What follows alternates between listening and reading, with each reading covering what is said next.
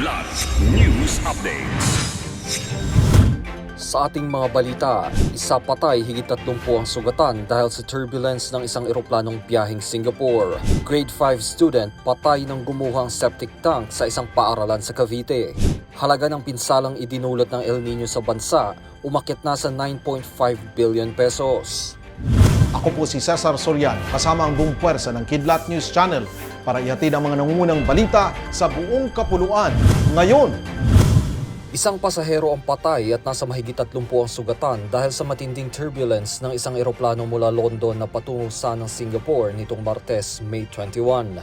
Ayon sa report, nasa bandang Indian Ocean ng Singapore Airlines Flight SQ321 nang bumagsak ito sa 6,000 feet sa loob lamang ng ilang minuto nang dahil sa air turbulence. Nag-emergency landing sa Suvarnabhumi International Airport sa Bangkok, Thailand.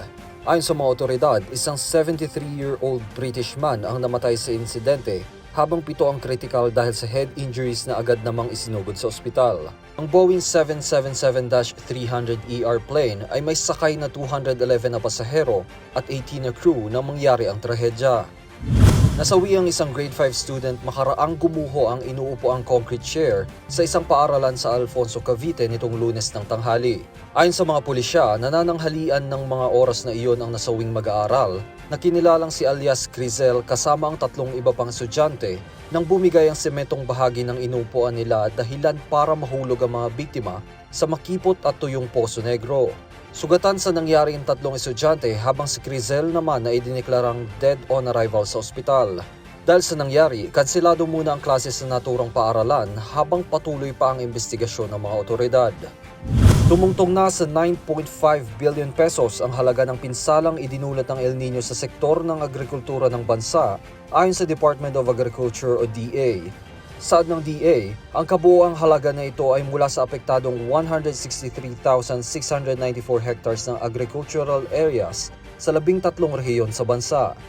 Kung sa volume ng pananim ang pag-uusapan, nasa 426,798 metric tons ng palay, mais, high-value crops at cassava ang napinsala ng dahil sa matinding init ng panahon at malimit na pagbagsak ng ulan.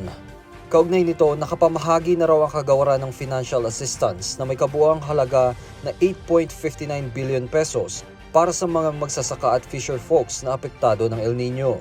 Para sa Kidlat News Updates, Juan Miguel Soriano nag-uulat. at inyo pong natungayan ang mga headlines sa nakalipas na mga oras. Manatiling nakatutok para sa mga susunod na updates at breaking news. Ako po si Cesar Soriano, kasama nyo sa bawat pagputok ng balita.